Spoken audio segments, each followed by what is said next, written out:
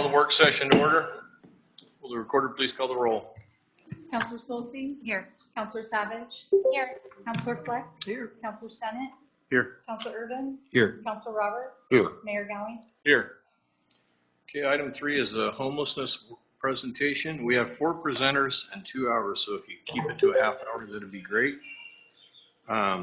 First up is Community Strong Cottage Grove.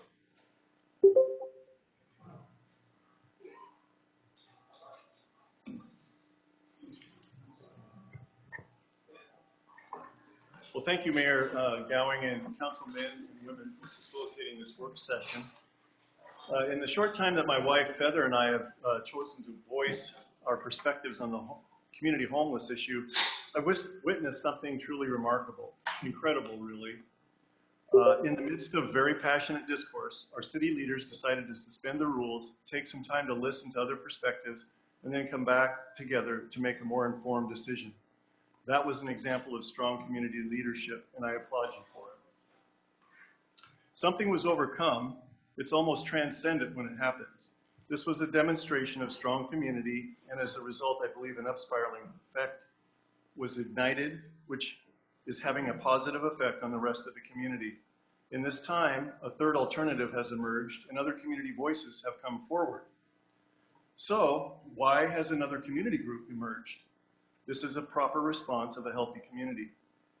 Alexander Solzhenitsyn, 1970 Nobel Peace Prize recipient, said the line separating good and evil passes not through states, nor between classes, nor between political parties either, but right through every human heart. For me personally, it was from conviction that I took a step of faith to connect my belief with my lifestyle to show up at a city council meeting to voice my perspective.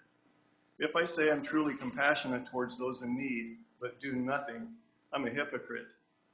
I believe there to be a greater number of truly compassionate community members who are willing to make others' conditions their own. As a result of showing up, Feather and I connected with other strong community advocates, approaching this issue from a relational perspective, a community-first approach. Thank you, Dan. We are Community Strong Cottage Grove with a core group of 7, Dan, Feather, Bill, Linda, Laura, Anna, and myself, along with dozens of others wanting to support this movement that we've been in touch with. Thank you for allowing us to make this presentation. We will not have charts or graphs with set prescriptions for a government-regulated program. We were thinking, however, about a cappella singers, but we thought maybe that would be a little too distracting for you guys, so sorry. Cottage Grove is going through changes as communities are everywhere. We have seen the city bring forth ideas on how to be compliant with new legislation regarding action on behalf of the homeless. These ideas have been met with controversy. We may look at this as a struggle, or we may look at it as a time of learning and growth. You are to be commended for all the work and ideas you have come up with, as well as the numerous hours, emails, phone calls, and meetings you have sat through. We know this is a volunteer position for all of you. And thank you for your endurance as we go through this process of change together. We also appreciate the neutral reporting by Damien with the Sentinel and with the open discussion Cameron has provided with the Beeper Show. Out of these discussions on the radio as well as in the park and at meetings, we created Community Strong Cottage Grove. We're a group of residents who heard the call to bring forth new ideas. We believe in people empowering others to be the best that they can be. We're moving out of a government-run or controlled paradigm into one where the people are coming into their strength. Nonprofit organizations are state-regulated corporations. Decisions are made often for you without your input. Government grants and donations or partnerships with large NGOs, non-government organizations, or corporations all come with strings attached for centralized compliance. We bring you an invitation to be part of something incredibly unique to this community that can serve all the people of Cottage Grove. We envision a South Lane-wide collaborative and volunteer force that is knowledgeable of needs, necessary steps, and opportunities for community members to be stable and connected with their purpose in life. It is important, though, that we first talk about the true meaning of community.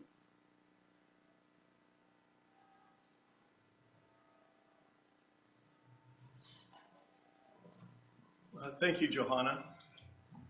According to Dr. Scott Peck from his book, The Different Drum, Community Making and Peace, it is about inclusivity, commitment, and consensus.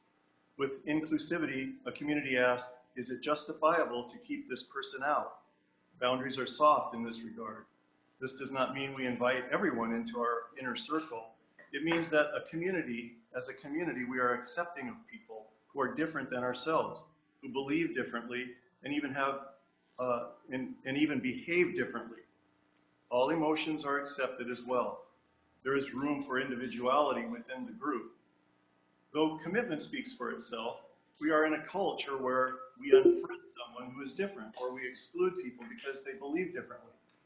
Are we committed to hanging in there when the going gets rough? Are we willing to coexist? This is where we find a balance between our individuality and the community. When someone is unfamiliar or is not like-minded, we tend to push them away, but the more we spend time with people, the more their nuances or quirks just become who they are. And we settle it more into the relationship as long as we are committed to a healthy community. In time, we actually learn to appreciate our differences as they bring new ideas and new perspectives to the group. We learn that it is through consensus, not compromise, that we thrive. It becomes more about cooperation, not competition. We care less about voting to win and more about understanding each other and exploring what best serves the community. Even the quietest voice must be heard. Peck goes on to talk about realism, contemplation, and creating a safe place for all. In genuine community, there are no sides. We learn to be vulnerable, and we learn to hear others in their vulnerability. It is with this understanding that we are inspired to action.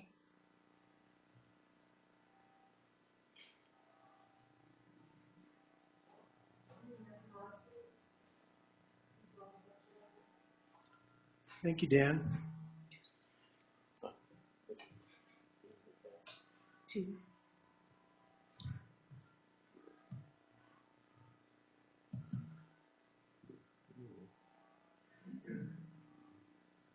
So what would be the purpose of doing anything in our town? Why bother? Well, first and foremost, we desire a safe community, and I'm sure all the city council members would agree with that. We desire a safe community, one where homelessness is not rampant but rare. This means no needles in the park, no human waste on the lawns, and no violent behavior from those addicted to drugs or suffering from mental illness. This also includes safety to those who have addiction issues or are mentally unstable, as they themselves are vulnerable. Next, we want to support the community members who are homeless or at risk of being homeless because it is the right thing to do. As well, we believe a healthy community is naturally involved with the healing process of others. A strong community will flourish when we encourage everyone to be as healthy as possible. Lastly, we take action in order to be compliant with public laws. Many laws have come and gone. It is up to us, the people, to decide if a law is just and fair. Is it appropriate for this community? Does it make sense? Or is this government overreach with money or control factors involved? It makes sense to be discerning, not blindly follow a law because a government agency told us to. We work to change what doesn't fit with creative alternatives. As we are committed to learning and growing as a healthy community, we will regularly assess our progress, what's working and what is not working. There is no blame, rather next steps and course corrections. We are Grovers, we are Oregonians, whether we have been here generations or new to the area, like I have only been in Cottage Grove for 2 years. We are here now together, and we have before us an opportunity to take our community to the next level. It is with this spirit that we offer you this model for our community. Next slide, please. Thank you, Bill. Regarding the homeless issue, Our strategy for a strong program has three main components. First is an outreach team. Next is transitional housing with a support team. And finally, permanent housing with follow-up as a long-range solution.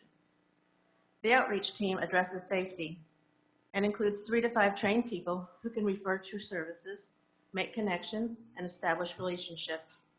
They are not enabling in any way, but empowering. In this phase, we allow police to enforce the current laws and work with judges to refer rehab programs versus jail time for repeat offenders. Warming shelters for cold nights for those not housed will continue, perhaps be enhanced. Other programs such as Serenity Lane or Counselor Roberts' program, once developed, would be a strength. This is both a time of deep caring and tough love.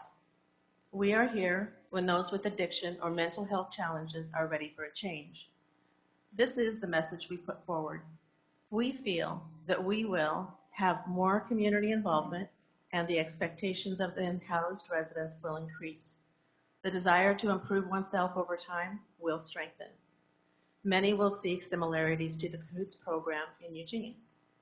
For those carefully vetted folks who pass a drug and alcohol test, are fairly stable mentally and desire a change, or those just needing a hand up, we offer the next level.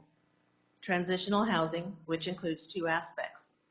Temporary housing with an exit strategy and a support team. The temporary housing can look like pallet shelters or Conestoga huts placed in parking lots of established healthy communities, such as local churches, with no requirements in regard to participation. It could be a room in a home. This is the time for us to get creative. There would be guidelines and personal growth towards permanent housing. An exit strategy. This housing track would be for approximately 6 to 18 months, varying, of course, for each individual. The support team. Perhaps the most important part of the program is made up of a case manager, a mentor, an advocate, and potentially a counselor or a therapist, along with a healthy new community. It can take a lot of energy to work with someone facing the challenges that many deal with. They need a team, and responsibility is not on any one person to assist. The focus is on empowerment. We believe in each person's inherent worth. We don't judge them. We hold them to clear, consistent boundaries. A case manager is the point person who connects the individual with the right team members. If there is an issue, this is the person to go to. They are organized and resourceful. A mentor is similar to a big brother or a big sister. He or she is a successful member of the community. They are kind, caring, have strong values of personal freedom and responsibility. They inspire the individual to be their best. The advocates are very familiar with what resources are here in the community already. They speak up for the individual when they cannot. They help to ensure that there are no victims, in that if there is something that is needed, they help that person to find themselves by directing them to the right people or places. They are street smart, resourceful, and will help drive change for increased services within the community as needed. If necessary, there are mental health professionals, sponsors of 12-step programs, therapists, or social workers to step in. For those just needing a hand up, this is the part of the program which will be smoother. We connect people to resources. We will vet those carefully coming into this part of the program.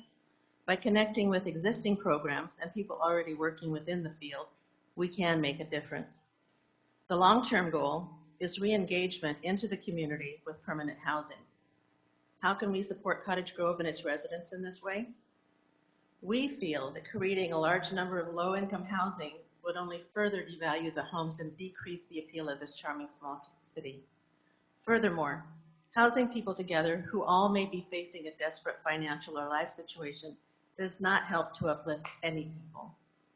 We believe that we can create a unique, perhaps eco-friendly housing opportunity that can serve the chronically homeless and others on the verge of becoming homeless. Let's get innovative with a village of about 5, maybe 25 homes to start, which the future residents and volunteers would help build, similar to Habitats for Humanity's model, where the residents build their home and then work on the next home. Our own type of barn raising. Whenever you are building houses, you have the opportunity to use that product as a workforce development training program. Include in this aspect a way for residents to feel like they have a purpose by creating a product or a service or growing food that they can sell. They can then become independent and thrive. We have separated ourselves from each other, and this has been perpetuated over the past couple of years. We can learn to communicate in a healthy way, discuss our differences and tensions in a safe space, set goals that we reach collaboratively with a vision of a prosperous and healthy future for our community. Thank you.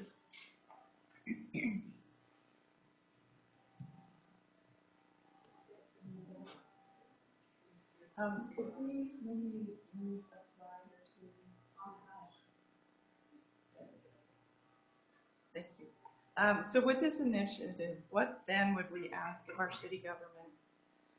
We ask you to encourage collaboration, share the informational, which you have, there's lots of collaboration, share the informational resources regarding residents, our neighbors who may be in need, thereby needing assistance with vetting and assist us with the vetting process.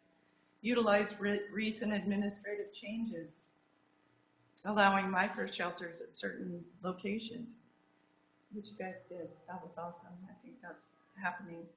Network with us to further enhance the unique program rather than being an observer to our progress. How can we best work together on this? Possible use of the city's pallet shelters for temporary housing.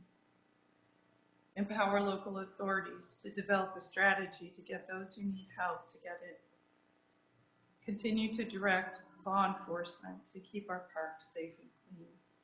With that, how is this compliant with Martin versus Boise? We want to keep a few parks free from camping.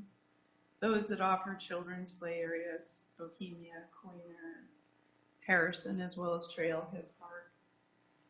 Make those off limits and talk to campers and get input.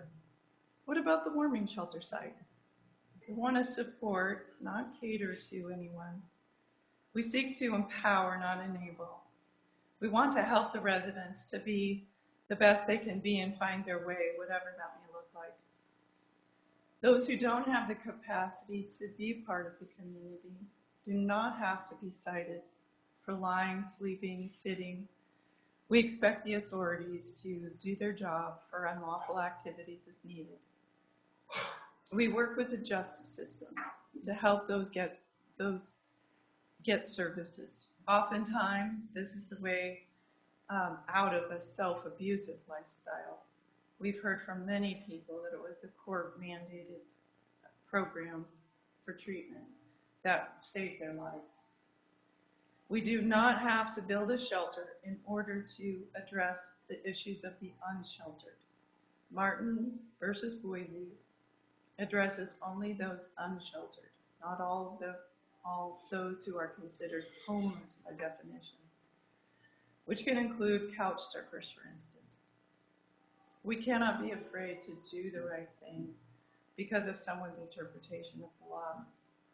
To address House Bill 3115, which includes a delayed implementation until July 2023, giving us a year, it seems quite reasonable to prohibit camping in a few specific parks and allow the others to remain accessible while enforcing the current laws and ordinances regarding littering, disruptive behavior, etc. This is where the outreach team comes in. As they build relationships with people, they will be more aware of what is going on and be better able to help those to be compliant, directing them to services where they can get the help they need.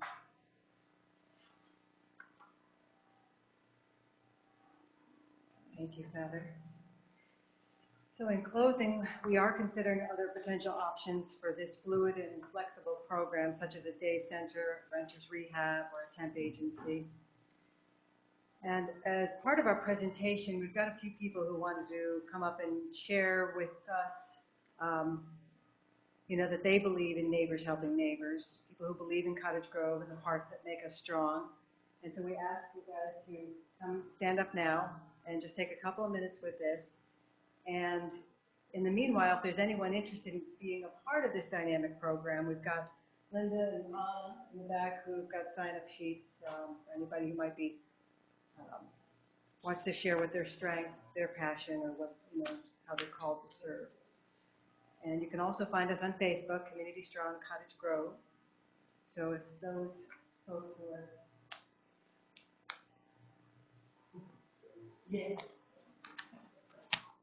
Hello, I'm Joshua Osmond. I was homeless here for about 3 years. Now I'm a tax-paying, law-abiding citizen, and I believe in this community. I know that there's lots of places for you all to grow, and there's places that you can put your funds in, but the best place you can put your effort and time and energy in is into people, and to look at them from a perspective as they can grow to become a law-abiding, tax-paying citizen. If it wasn't for people who cared, I would still be homeless. So I encourage you to take what you learn from these people presenting and put your funds into and your energy into helping those people grow. And I could be a volunteer, a mentor, advocate, a consultant, and an advisor. And I encourage you to listen and to open your minds and move forward.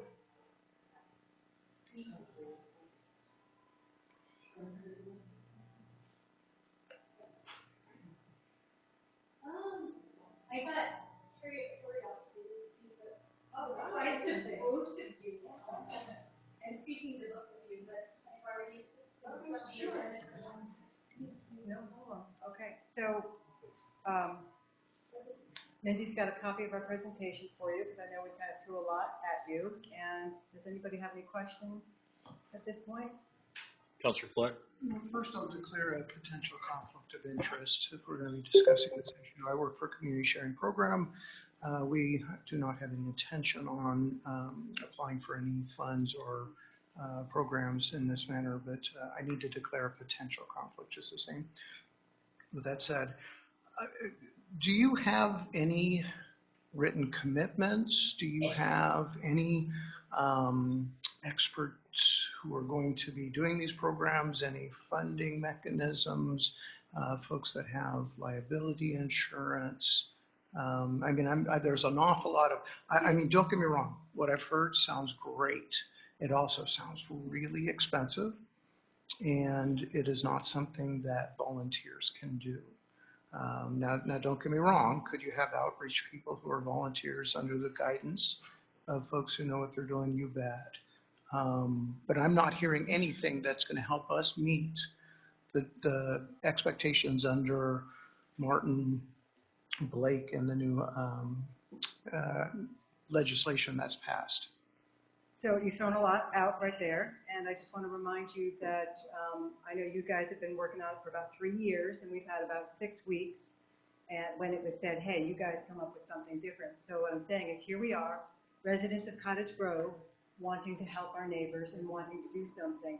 We do have professionals that have stepped forward, people who do have training. We do have people who have offered training to us. But the important thing is that we don't want to be part of a program that is state regulated, that we have to not do what's best for the person, the individual, instead of, following, a certain regulation because it's a regulation. Does that make sense? We want to look at what's most important. And we also feel that we want to look at the dream first, the program, the strategy, as opposed to here's $2.4 million, what can we do with it? We want to start with what needs to happen in this community, what's going on. And I do think it's addressed those specific issues. As we've sat through, many of us have sat through every single meeting that you guys have had and listened to the legislation and read the League of Oregon Cities paperwork on, House Bill 3115 and Grants Pass and, Martin versus Boise.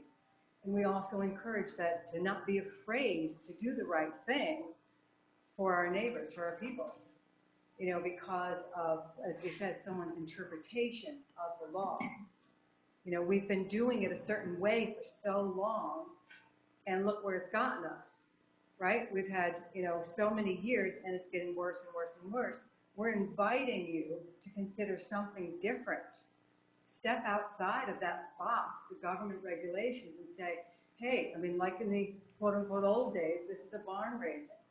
I've seen it in action among these other groups. Someone needs something, we step up, we help.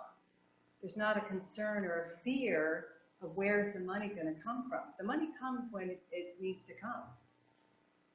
We're people, we have skills. I've been actually so incredibly amazed at the people stepping forward and the skills that people have, and said, I've got a whole list just from this weekend of people saying, hey, I want to help build something. I want to help be a part of this part. Oh, I want to be part of the outreach team.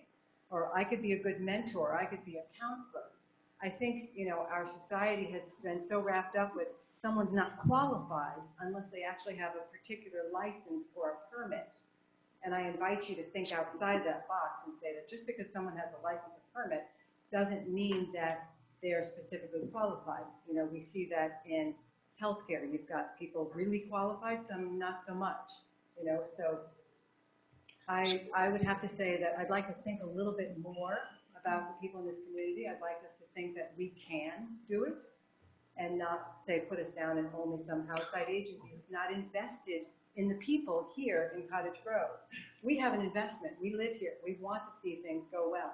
We're not going to just be flipping over employees, minimum wage employees in a management. Does that make sense?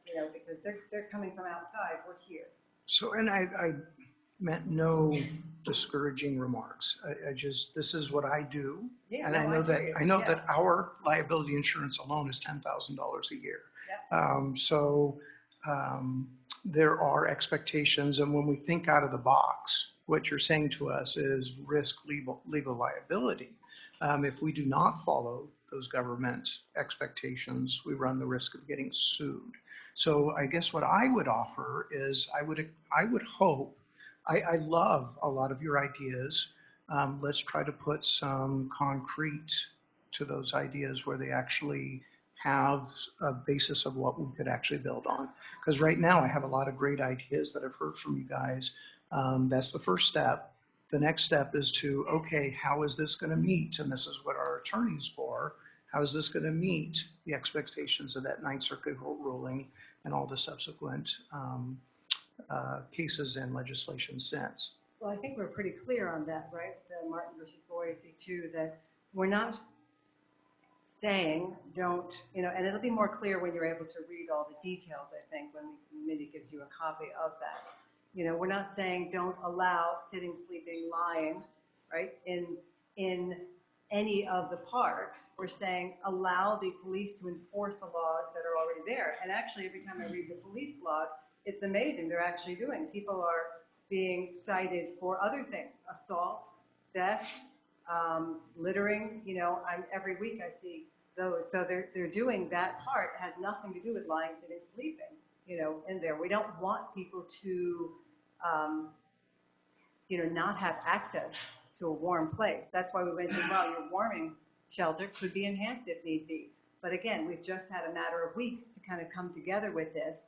And that's why, yes, you're an incredible resource because you've been doing this for a long time. And if we shared information, if we actually communicated, you spent 3 years gathering information, sitting down with all the stakeholders, we're saying share some of that information so we're not reinventing the wheel and going over the same material.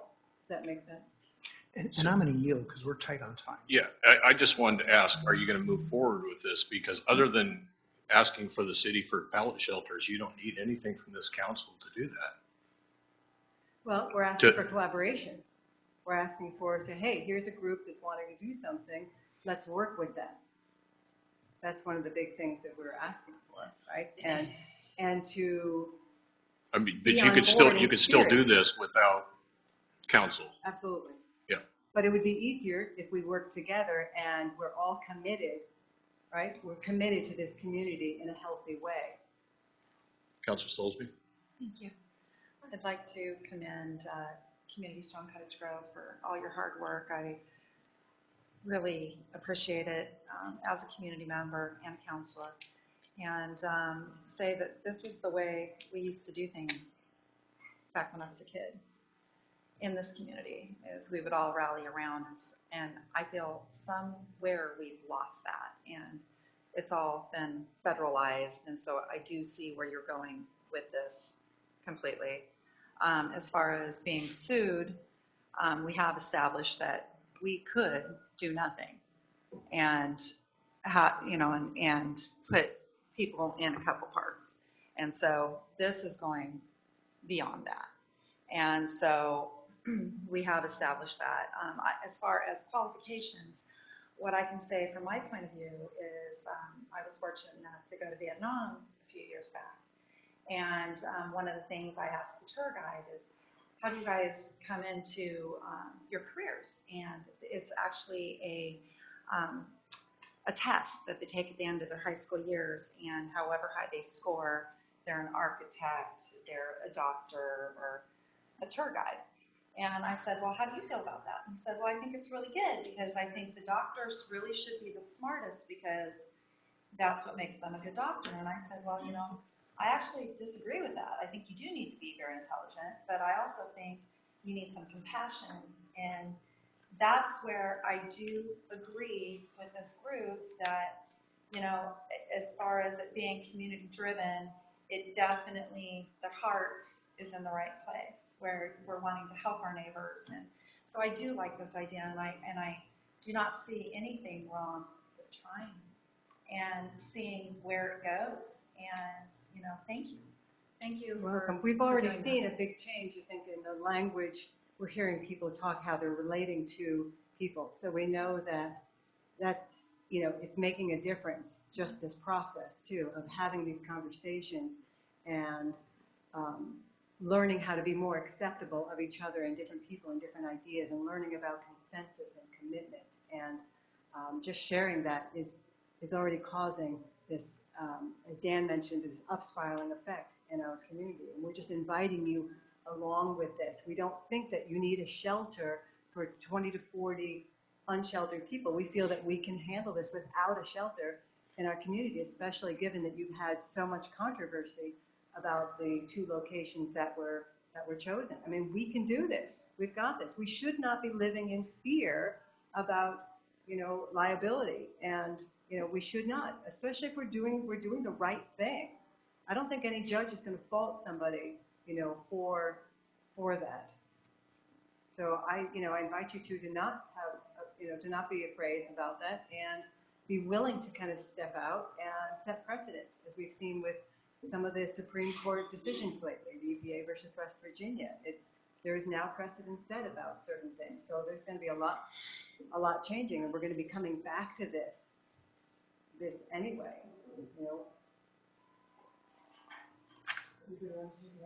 Councilor Urban. I just, quickly wanted to say thank you for the efforts going into this, and it's obviously a lot of unknown territory to traverse, and just encourage similar sentiment that regardless of what transpires or what we do together as a council, I think this is a needed element, and always be seeking collaboration. Part of that encouragement would be also reach out to the other organizations. I mean, a lot of them are represented here, as you may have already, and in other places that I've observed, there are hybrid approaches. So people working in parallel, tandem. So I think what's going on is good, and I'm supportive of it. I'm also happy to hear how it can be of help. Thank you. Councilor Roberts. Thank you, Mr. Mayor. Yeah, I applaud a lot of what you're saying. So there's some of what your presentation is a lot like the program I went through, and where the different parts of the community stepping up to make the whole thing, the wheel turn. One of the things I remember was different groups in the community that brought the proper nutrition into my program, because that was really important for us, coming off the narcotics, to have proper nutrition. So we'd love I to think sit that down with you. We'd love to sit down with you and help you develop that. As a former RN and doctor of natural hygiene, nutrition is all about But I echo what Councilor Soulsby says. This is a community problem. I love the fact that different ideas up from the community are coming forward, and not just leave it on the hands of government.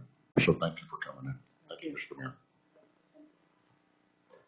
Well, in talking about the liability and the dollars, we didn't ask for dollars. When you think about $10,000 for liability insurance versus $200,000 for a private entity to come in that is not part of our community, we already have services available here.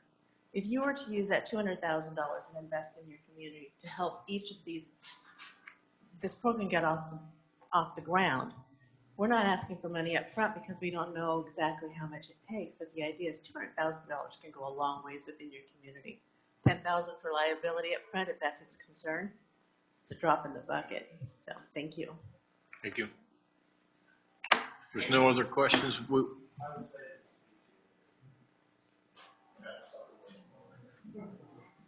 So, first of all, I want to say I'm happy that the conversation is over. And I'm the type of person I'll put my money where my mouth is. I came down the next morning after the council voted the last time. I'm going to put myself out there right now. I got a guy staying at my house in the Camp Sugar that I bought at the auction. I bought another one at the auction, and I have a family staying next to my shop. This is what who was doing this as a community. So the community could step up. They need insurance, I'll write the check. That's where I'm at with $10,000. It's worth an investment.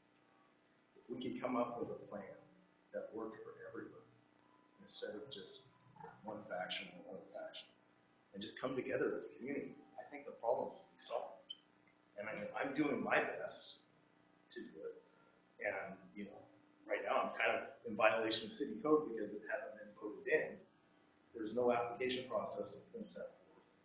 But I ran across a family that's on site by 5. They need some help. So, I'm here. I'll back anybody that can come up with a plan. And there's a check that needs to be written on it. So it's just kind of where I'm at with this. And I hope that everybody can kind of, I know we all had differences of opinions. We've all kind of tossed darts around and stuff to see where they'd stick.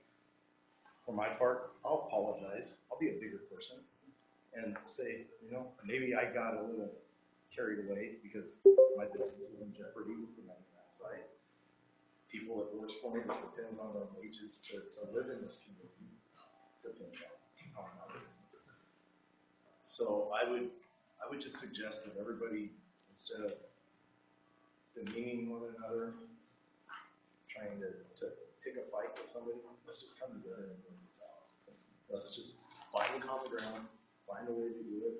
We have city property all over. The wastewater plant, the water treatment plant has fenced areas. We could basically just do an inner fence in a section of the corner. That would provide shelter for 5 people or so. We don't really have that many people that's living around here that I see on a daily basis. I think the park down here kind of shows us how many people that's truly on the street. There might be other people that may identify as homeless, but let's take those people, put them in a place, see how it goes. I'm doing my part. I kind of hope everybody else's stuff can do theirs. Thank you. thanks. Okay, we'll move on to rooting out. I didn't speak last time, and I speak this time. Robert Gonzalez, Eric, give me a few minutes here. Hey, sorry. Like I say, I missed it last time. So, like I mentioned before, and I missed the last one, I wasn't able to speak in and I signed up for it. But being involved with the homeless people myself and people being addicted to drugs and having a son that's being addicted to drugs, the worst thing I did was give him a safe place. I wish I never gave him a safe place. All I did was enable him. It would make me no more happier to see him actually go to jail. Maybe he'll get saved because he could actually die from the situation he's in. But me giving him a safe place enabled him, and it's worse than it was before I gave him a safe place. I really think the plans and everything that they've announced here is awesome. And what I've heard there was, you guys could do it on your own. Well, if they got such an awesome idea that's going to work, then why wouldn't you invest into their ideals and thoughts going forward? If you take, what I heard was basically we need to invest the money into the police police department and a prosecutor. These guys that are getting away with the small petty theft that's going on and not putting them in jail for it's enabling them. They're just going out and stealing stuff and going back on drugs. When you're dealing with homeless people, you're dealing with drug addicted people, and if you don't face that on first, you're never going to help them.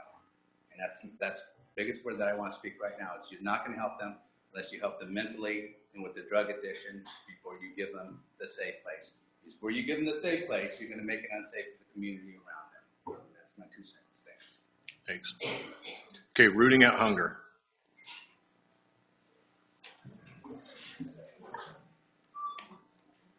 Thank you. My name is Venice Mason, and I didn't know I had 30 minutes to speak, so that gives me a couple of minutes to address the previous group's presentation. While aspirational, it is not concrete, it is not executable, and it is not functionable. To ask a government entity to support you while simultaneously derailing the government and saying that we do not want to have any kind of authority and think outside of the box and do this with freedom is true hypocrisy. I think that the group ahead of me has spoken many, many times in these public meetings, and I've heard sentiments that were offensive to so many classes that I belong to. So I applaud you for allowing us to speak, but I think that a purely aspirational group without any concrete experience and no executable plan does not have a place to speak at this table. What I would like to do is speak about Rooting Out Hunger, which is a group that I formed here in the community. And I am currently doing a project at the community garden, contract with them, and doing the community garden, educational garden. There's 2 kinds of people in the world, and most people are have, do, be. We got to have what we need to do what we need to do, to be the people we want to be. I was taught differently. I was taught to be a be, do, have person. Be the person you need to be. Do the things you need to do, and you will have what you need. In the community garden that is right now thriving and serving organic, good, improved quality food to members of our community within about 6 weeks of the idea springing up is evidence that if you be that person and do the things that you're supposed to do, you'll have what you need. Through this process, I have been listening to everybody. I too have been guilty of being angry and passionate. This deeply impacts me. Before this meeting, I spoke with Greg Irvin and apologized for a comment that I had made to him privately about my opinions on how I perceived him. Because we have to come together as a community. There is a sense of urgency.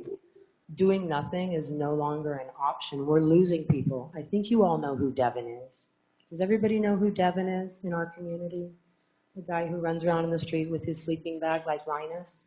He's right now been sleeping in front of South Lane Mental Health for 3 weeks like a dog, waiting. My assumption is that he's no longer safe amongst the homeless community, and he needs the cameras in order to survive until we do something. So I know that we can do something. And Rooting Out Hunger isn't going to try and tell you where to put your homeless shelter. It's not going to try and tell you how to run it.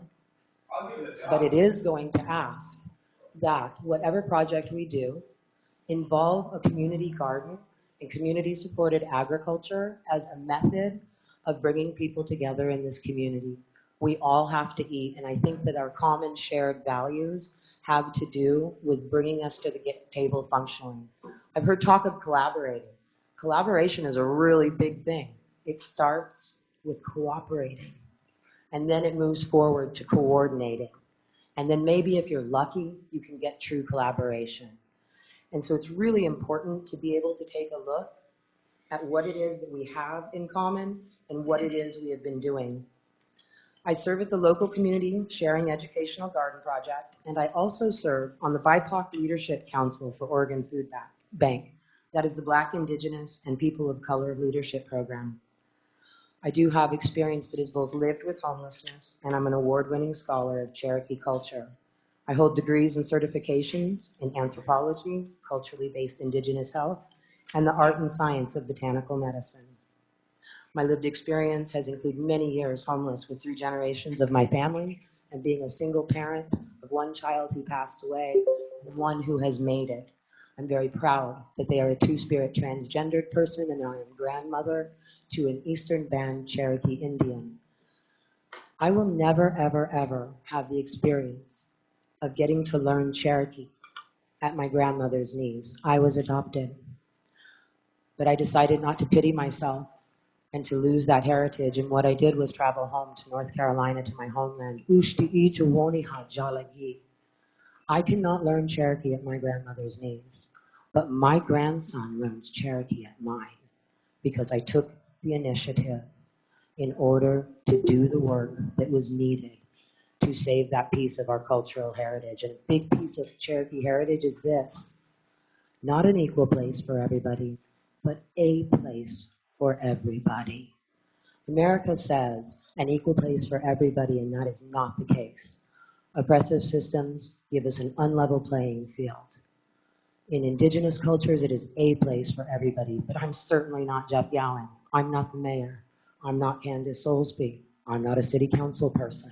I'm not Greg Irwin. I'm not John Stinnett. I'm not Faye Stewart. And I'm certainly not the judge who took care of all of these court cases that we're here trying to comply with. Those people have a greater education and a greater power than me, and I'm willing to be listening.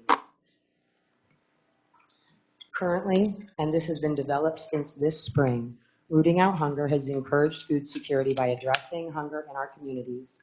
We believe in food sovereignty, that everyone should have enough to eat. Our current participants include the First Presbyterian Church, local government, grassroots organizations such as Blackberry Pie Society, our Cottage Grove, and Rural Organizing Project.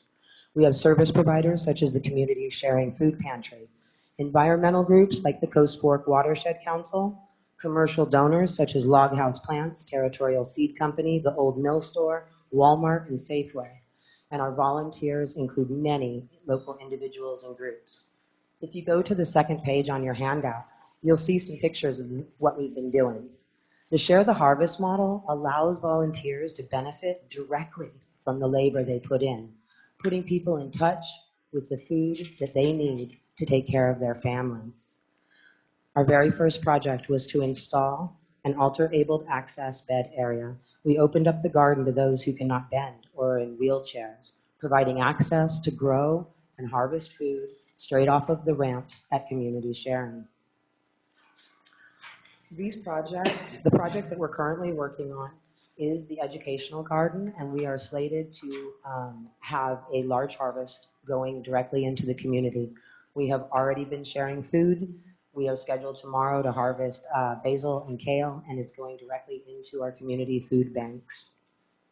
Our next project will hopefully be, we are in talks with the Dorina Grange, and we're looking at adding a value-added pumpkin patch so that they can get some financial support for themselves and be able to provide an activity for the community, as well as rehabilitate the land that is now staying idle. This will be done with consultation from the Coast Fork Willamette Watershed Council, as they have a waterfront property. So that's the next project that we're working on. Our future goals include a community garden for every mural in our community. We need to be able to have common grounds. All of this talk is about where these people cannot be. You give me some land, you give me some water, and we'll have a place for them to be, a place where they can work and be treated with dignity. Roseburg right now has installed community-supported agriculture in order to hire their homeless population and give them an opportunity. All of these things that you're talking about implementing, you talk about needing jobs for homeless people, you talk about needing spaces for homeless people. Candace Soulsby has spoken about trimorbidity, and there's measurable results. Community gardens are successfully addressing homelessness, addiction, mental health challenges, and extreme poverty in communities all across America. I'm not looking to grants passed, but Roseburg is a pretty good neighbor. And if they can manage to do it, I think we can too.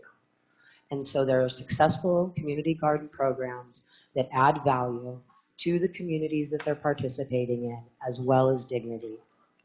A little bit about my lived experience. I've been homeless in this community. I was homeless for over 3 years. I'm neighbors with many of you downtown. I'm serving on the leadership committee. I was granted full disability after a trauma within my family caused a brain injury and extreme challenges for me. I'm on full disability, but I'm getting more high functioning every day. And this type of gardening is what we need. I'm a former human trafficking victim. I never made a penny, but I was used as currency as a child on the streets. Guaranteed. Left as collateral for drug deals. This isn't theory. I've been there. I am these people, given compassion and opportunity. And where I healed is this community with the existing services and by creating what wasn't there that I needed. As we take a look at what it is we've been doing, there's an intersection between the Oregon Food Bank's Policy Leadership Council and what you're trying to implement. On your sheets, there is a lot of information about the Oregon Food Bank, and it basically states that Black, Indigenous, and people of color, immigrants, refugees, trans, and gender non-conforming people, single moms, and caregivers are now the new leaders. Lived experience is expertise. And I challenge you to find somebody who is speaking from the experience of being both a child and a grandmother on these streets, and also graduating summa cum laude. I've never had a dream that I didn't achieve. And when I was granted disability, I told the federal judge that I looked forward to seeing what I could create now that I understood my limitations fully. I've learned about those limitations in this community through conflict and compromise with people who believe very differently than me. And I think that gardening is a common value and something that we can get together behind. As we stand here on the unceded land of the Kalapuya people, I would like to acknowledge that there are all kinds of models that don't have us wallowing in the mire of terminal uniqueness and trying to reinvent the wheel. I agree with many of the things that the group ahead of me said, but those are theories. We need to see concrete, executable, functioning action with an urgency, not try and develop brand new groups with old ideas. They haven't worked, and that is why the courts have stepped in and said the bare line minimum standards of what we can do in order to house people. I think that there are successful gardens all over the country, but on the West Coast particularly, Santa Cruz, California, where I was homeless when I was younger, has a very good project going. I would encourage you to continue to do your research. I would like to applaud the council for stepping back and saying we need to look at this seriously. I'm so excited that Terry McDonald from St. Vincent de Paul is serving. Some more of my lived experience previously was being the homeless services coordinator for St. Vincent de Paul's, and I was also the emergency first responder in Eugene, Oregon for the overnight parking program. They have a plethora of experience with best practice programs that work for communities like ours, and I fully support. I don't even know what he's speaking about, but I'm so excited that he's here in this community and able to address some of these issues with best practices. What's really important for me to leave with, basically, is the fact that I'm willing. I'm not just willing. I don't just have a theory. Your last sheet is a budget sheet. Community sharing has provided the following funding. We still have, you can see, we're in the positive, and we're going to put thousands of pounds of food into our community. And that is already happening. So, whatever you choose to do, our community needs to have commons area, community gardens, a place where people, including our homeless neighbors, can be. There's grant funding that's coming through. I have 2 fiscal nonprofit agents that are willing to work with me, and I can provide letters of support from every branch of our community. I work very well with people. I do not, however, tolerate racism, transphobia, dog whistling, rabbit holes, and conspiracy theories very well. So you will have to forgive me. Because there's one thing about me, if I may, I share something that's a pet peeve. And a lot of people may think they know it, but they don't. It's a literary reference. There's a difference between widely known and well known. and I am widely known in our community. But I have been very vulnerable, and I ask you to know me well now and see where I'm coming from and know that I don't come to the table lightly. I'm not afraid to eat alone because I know what I bring to this table. There is not a lot of people who have survived the experiences I have and have been able to open the door for those behind them successfully. And I would like to share, on that note, a journal entry. And this is my private writing. And I did this July 2nd of this year at the Cottage Grove Community Sharing Garden as the mist was rising on an early dawn and the neighbors behind me were smiling and their dogs no longer bark at me because they know what I'm doing. A pumpkin patch, Brussels sprouts, lettuce variety, kale variety, nasturtiums, carrots, purple collards, beets, tomato varieties, sweet potato varieties, eggplants, bell peppers, a lavender variety, calendula, sage, a thyme variety, heliotropes and irises, sunflowers, petunias, rosemary, hyssop variety, basil variety, artichoke, Cherokee eagle corn, bush beans, purple cabbage, and marjoram. These things are growing in the garden currently, with so many thanks to my community, to Log House Plants, to Bookmine, to Territorial Seed Company, to Community Sharing, and to all these volunteers, and yes, and thanks to me. I am grateful for this garden and how it sustains me even when it drains me. Grateful for my body and mind, and my heart and my will to survive the madness of our society and all the things that together, like it or lump it, we are facing. I am feeding my community and I'm feeding my family, and it brings me happiness and contentment, finally.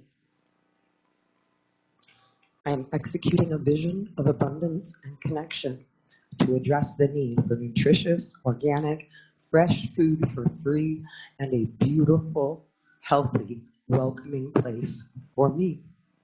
Thank you, community, for all that you have taught me. This garden is my offering, my healing, and my dream. I ask you to dream with me of a beautiful place full of people like me, because if you don't think that I was like Devin, I was, and it was a few short years ago. Those comorbidities are a vicious circle. Homelessness causes mental health. It's both a symptom and a cause of it. We don't have adequate services in our community. We need to be coming together and not bickering, because I guarantee you they're missing. Lots of these people are missing. I haven't seen Tristan in 2 weeks. I wonder what hole he's in. And if you don't think that it's happening into our community, if you don't think that there aren't women camped on Mount David who are victims of human trafficking, oh, you're wrong. They're there and they're hiding. It's not the people you see. It's the ones that you don't see that have no place to be. Give us some common ground. You own the property. I don't care which one it is. I need land, water, and seeds. And I will execute this vision, and it will be sustainable. This group is going to keep growing no matter what anybody says they think. So I do appreciate your time. I hope that you listen to whatever Terry McDonald, the Maverick, has to say about what we need to be doing, because they have some best practice models that are duplicated throughout the nation. And I respect the work of the counselors. I respect the deeply personal nature of what I've shared and its intensity. And I ask you to remember, be, do, have. Be the community we need to be. Do something, and we will have a solution that fits us uniquely. Thank you for allowing me the time to speak. Any questions for Venice? Councilor Urban? Yeah, I guess there's a couple of models at play that you referenced, and I didn't get a chance to read this ahead of time in depth. So can you explain the functionality of the model? You have is it a volunteer base who are working, and then there's a yield, and then when I hear partners like Safeway and Walmart, I'm assuming that you're on, the produce is on the shelves there, and that so can you explain kind of how it Yeah, works? well, what we're doing, and I modeled it after the Oregon Food Bank's educational gardens in Oregon.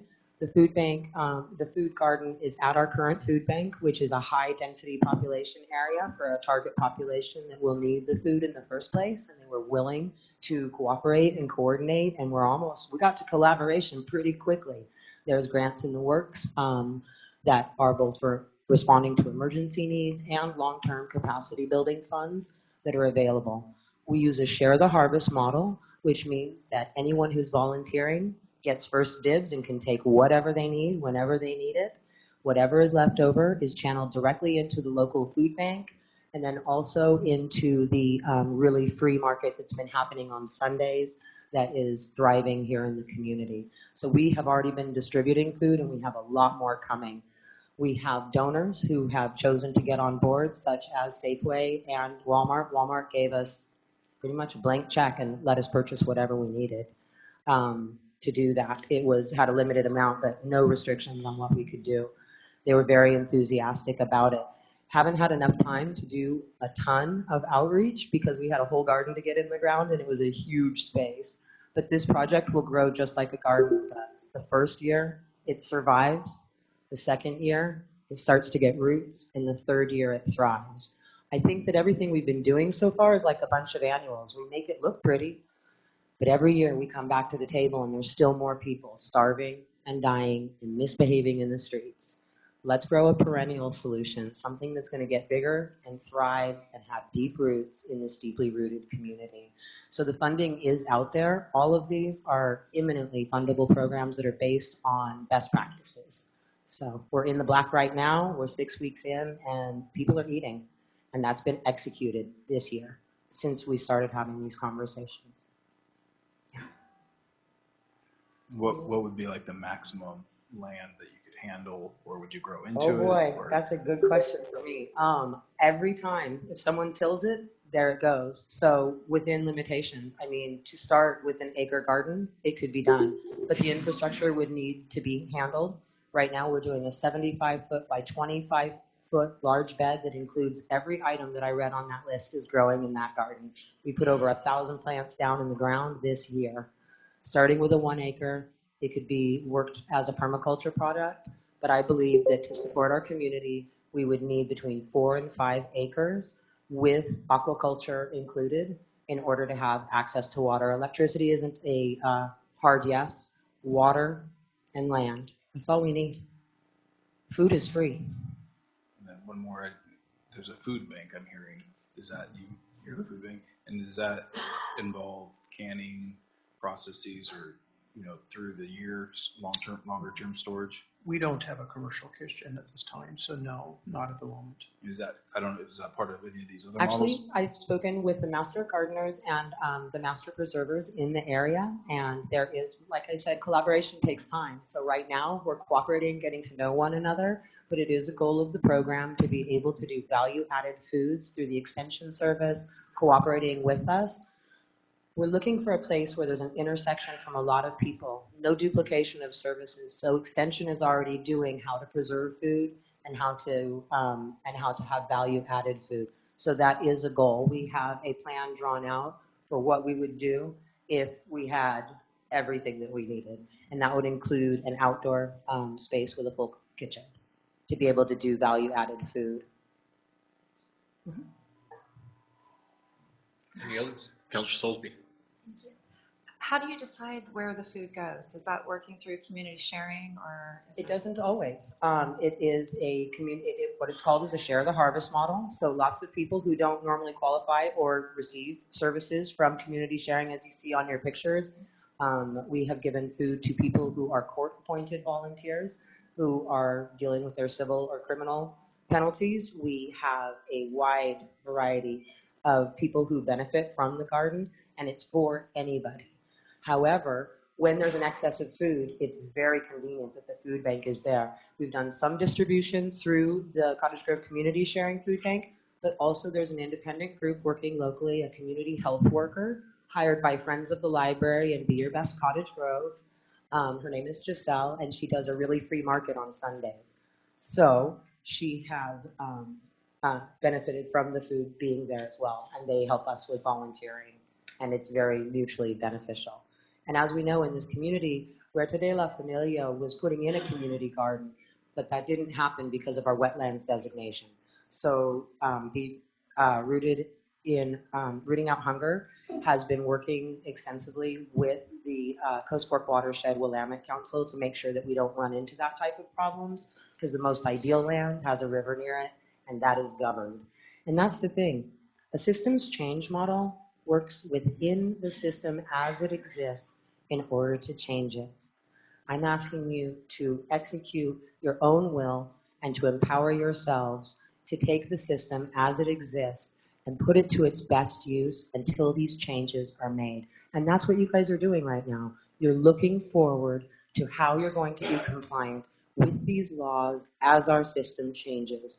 And I was really against this whole taking more time thing. And I was pretty intimidated by this process. But I decided that I'm more high functioning in the morning, so I've been up early and making sure that I was able to get my finger on what it is we're doing and what it is that I'm proposing. So I would really appreciate your support as you move forward, and I would like you to do something and do something now, because we can start feeding people this fall, and we need more food, and it's going to continue being a challenge. I don't know if anybody else has driven to the grocery store lately, but education and advocacy for food security in our community is going to help people. And it's going to beautify the community.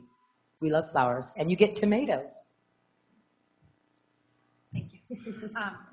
I love a community garden. I think this is wonderful, and I will agree with you that personal experience in your life has a lot to do with your qualifications.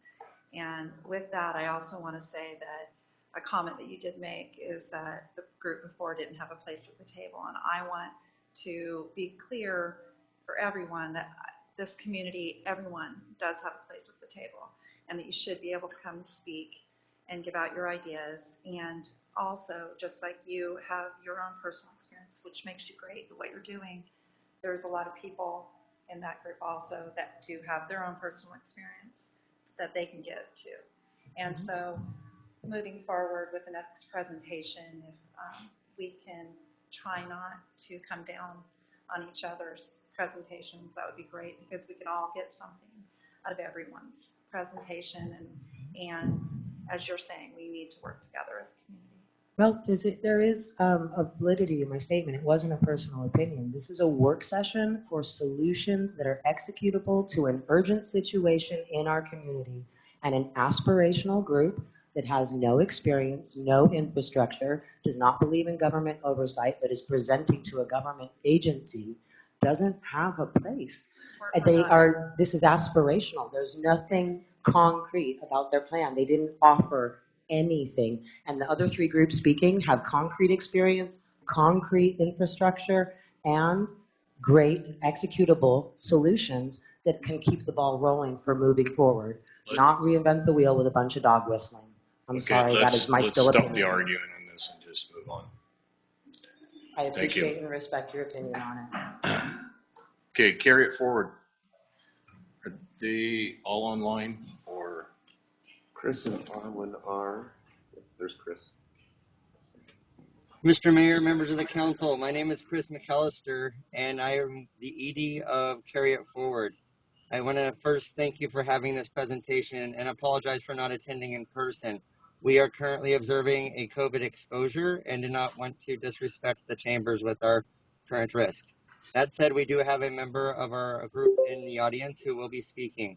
I would like to just thank the city staff for providing such knowledgeable and content-driven materials throughout this process. We started following the process of your work in February when we were invited to come see a site and see how we might be able to use it if there were monies left over from the CARES Act.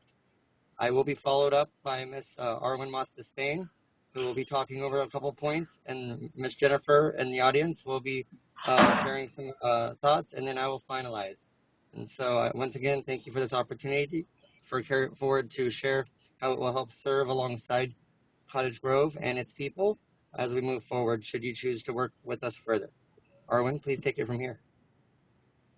Thank you, Chris, and thank you everyone for allowing us to present today. I'm going to go through some slides that I have here on my computer just basically as an outline. I want to talk about who we are as an organization. I'm going to go through explanation of our model and the main tenets of it, and then I want to address some of the community concerns that I've heard. So who are we? I founded this organization in 2015 in Eugene. In 2017, we became a 501c3 nonprofit. And in 2020, we became an unapproved vendor with Lane County and the city of Eugene. And shortly after that, city of Springfield. We serve unhoused people in central and eastern Lane County. We tend to serve those who fall through the cracks of traditional services. And the services that we offer are, we operate safe sleep sites, emergency shelters, we do street outreach, we have a car camping program in Springfield, and we do inclement weather activations for when it's extremely hot or extremely cold. We have teams that provide operations, case management, and program support. We have a team of builders that create small shelters that are placed in some of the sites that we operate, and then are also purchased by other churches and organizations that want to host people on their land. We have a workforce development program, which I'm going to talk about in a little bit. Currently, we're operating one safe sleep site in Eugene, and we're about to open a medical respite shelter, a brick and mortar building, and a medical recuperation site to address some of the biggest gaps of service in our county that are related to folks that need to recuperate or have respite with their medical conditions. We've been doing outreach in Cottage Grove for the last year. We do have relationships with the folks on the streets of Cottage Grove, and we're very excited to serve in another capacity if we're allowed to. So what is our model? Carry It Forward's model. We are very community-based. We listen to the needs of the community that we're in. We adapt our services to fit what it is that the community needs are as the community has defined them.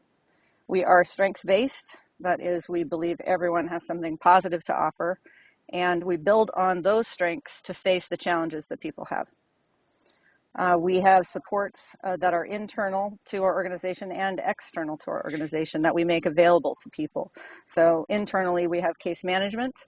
Our caseworkers are advocates and experts in housing navigation and getting access to resources in the community.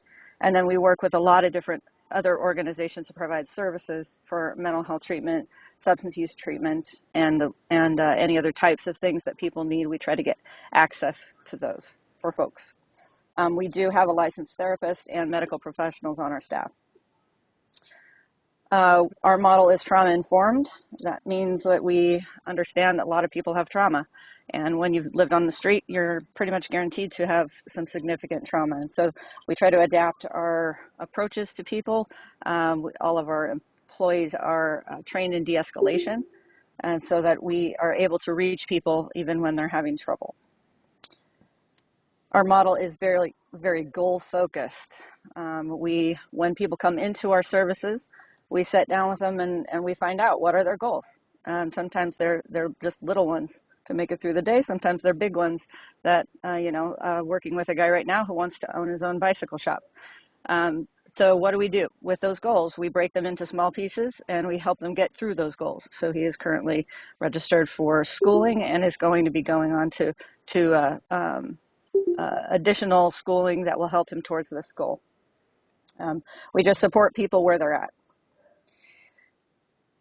We do have very high success rates, particularly in housing, and so everybody has a housing goal.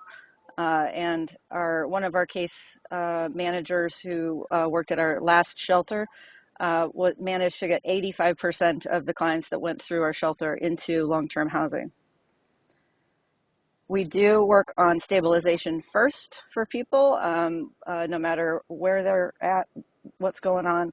We just figure there's the main pillars of stability that people need to get to. So we help people get their IDs, we help get their birth certificates, we help them get access to the medical care they need. We help all of those pillars. And then as long as they've been kind of doing that and getting more stable, some folks want to move on to the vocational training program that we have. So if they've been stabilized for about 3 months or so, they can join in. We incorporate our participants in numerous workforce opportunities, like within our organization, in our different departments, like learning culinary skills, construction. Some people want to be peer support specialists, so we help them incorporate some of the trainings involved for that.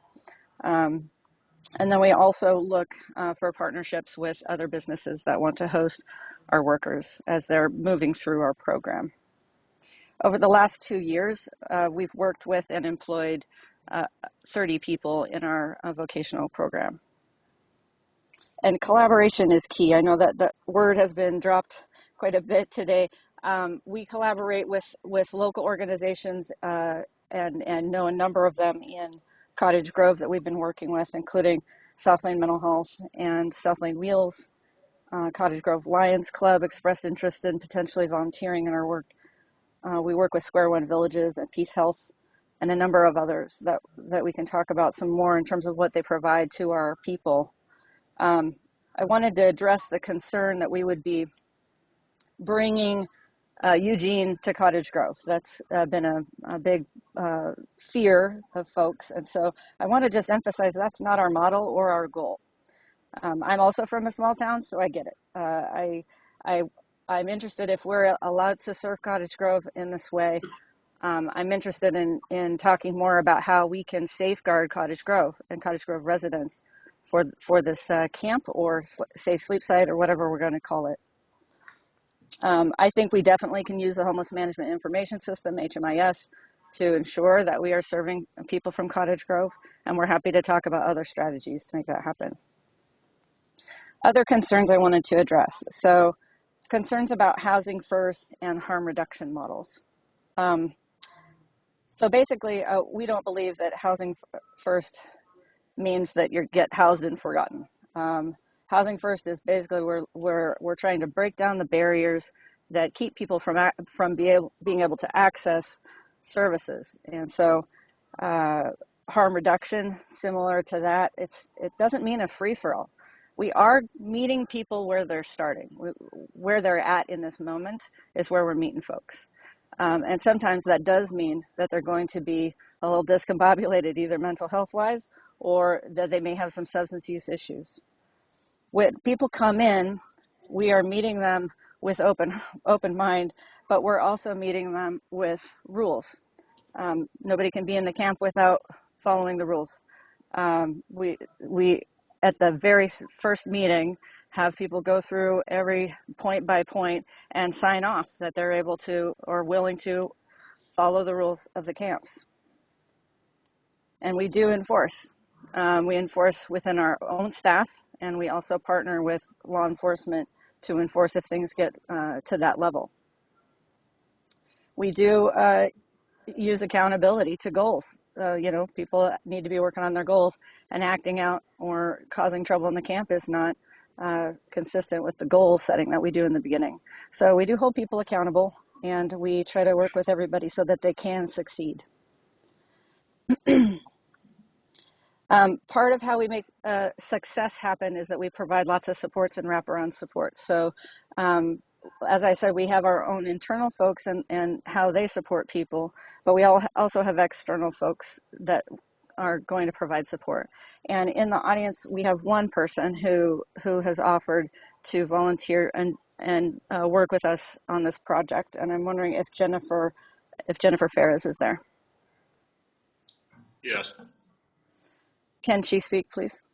Yes, she is. Hey there. I need to apologize. First of all, I'm dealing with some ramifications of a yellow jacket attack and some medication I had to take to cope. Good to be here. And I really want to start by thanking Cottage Grove Community Strong for all the beautiful things you shared today. It was an incredibly beautiful presentation. I'm a licensed clinical social worker in the community, and you all heard from me a bit last Monday. I worked on the streets for over 20 years and continue to. I'm now in private practice in town and still have one foot on the streets, and I'm seeing several people from our community, either for case management or for therapy, or both. I have offered to carry it forward, as well as Cottage Grove Community Strong, to do psychological evaluations on anybody that might be needing it, maybe even everybody, before they move into transitional housing. I would also be willing to sit down and create an action plan with each community member, meeting them where they are in their area of need, and help them come up with some realistic, individually based goals to help them support themselves in our community with reality-based treatment planning.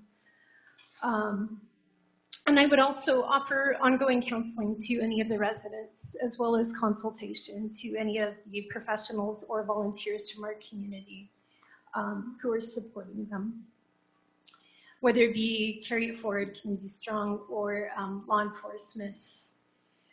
I guess I want to say I'm a fan of a hybrid. I really am.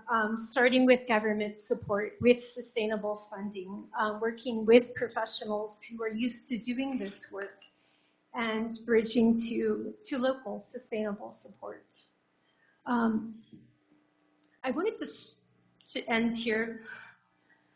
Again, I'm sorry, I'm a little wonky right now. Wanted to end with a quote by Lao Tzu, Chinese philosopher, BC 300, who once said, "Go to the people, live with them, learn from them, love them, start with what they know, build with what they have. But with the best leaders, when the work is done, the task is accomplished, the people will say, we have done it ourselves." So there we go. Just let me know how I can help with this effort. I'm here. Thanks. Thank you, Jennifer, and thank you, Mr. Mayor. I want to really emphasize that community matters. As a Springfielder, I've been in the shadow of a lot of the works through the federal government and through the county, and we know that some things are in the wheelhouse of local government and some things pass through the state, through the county, and some things pass to the feds. And we are poised to serve Cottage Grove however best we can. We utilize government dollars to help fund a process to case manage folks and do outreach work in Cottage Grove for the past year.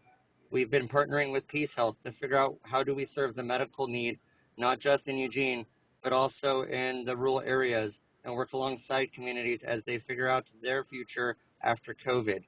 We have served alongside St. Vinny's with the city of Eugene to serve as safe sleep sites. When other providers did not rise, both organizations rose to the community needs. We have shown that we are adaptable based off of shifting, changing processes, and we really are in it to help serve the people. I have 8 years experience on the streets of Springfield, Eugene. I was able to get off the streets through services that did not exist. We, like our other partner and collaborative agencies, are trying to rebuild what used to exist in the 90s and early 2000s. We serve the community as a whole, and we try and find solutions that are actually meaningful for everybody.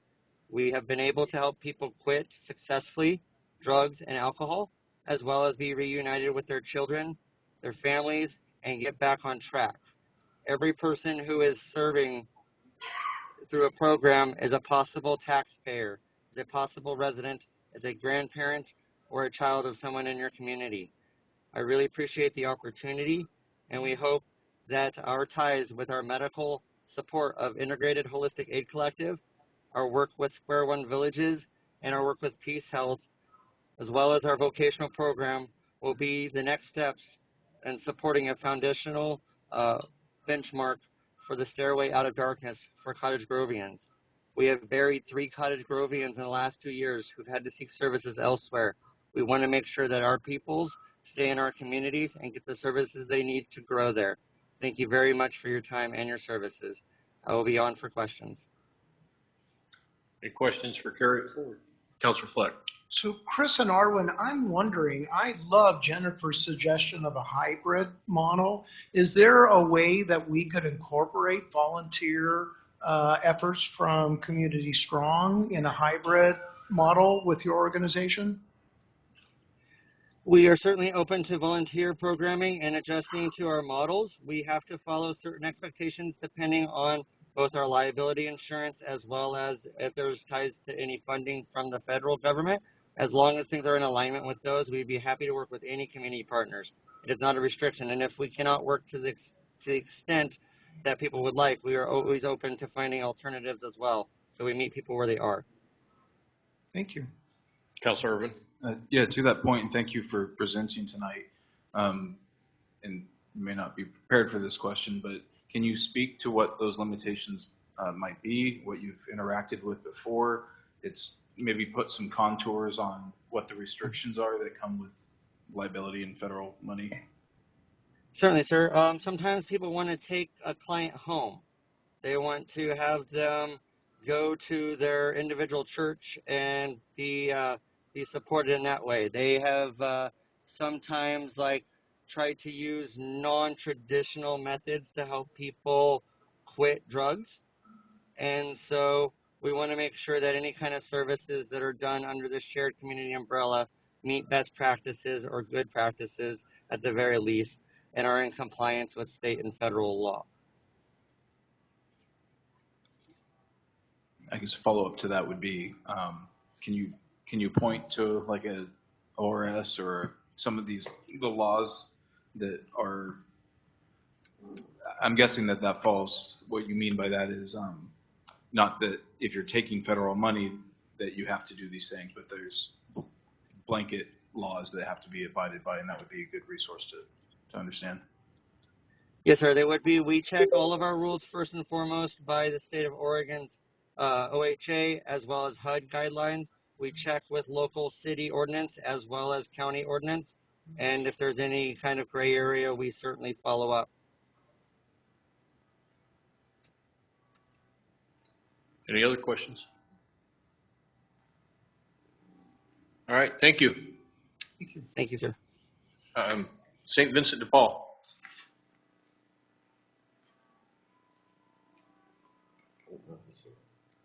Did he leave?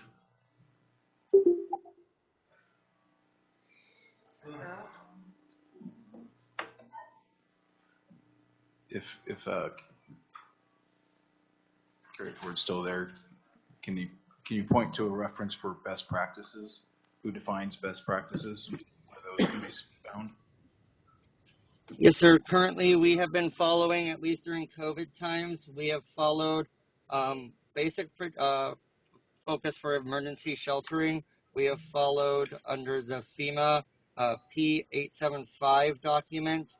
We have also referenced Alameda County shelter structures for some of our models that we have looked at.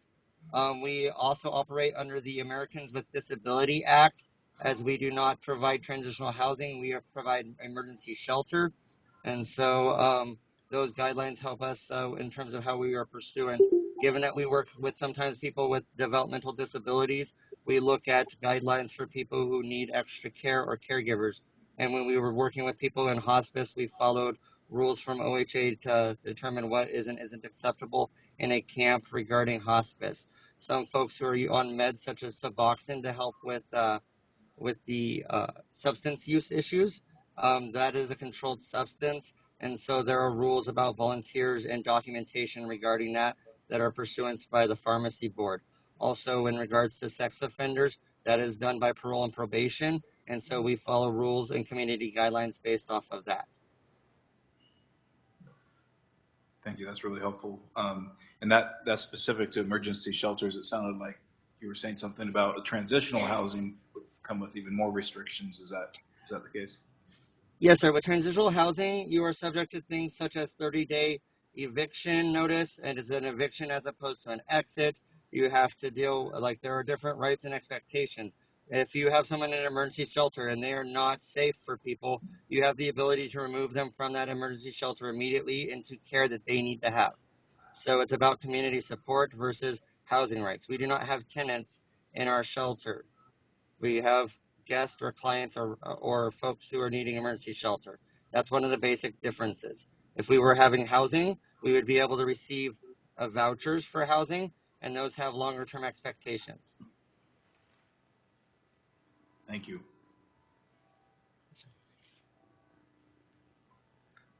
Still no St. Vincent. I don't see anybody.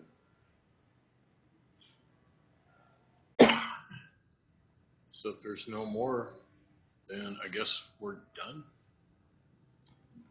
Okay. I think he was here and left. Okay, we're adjourned.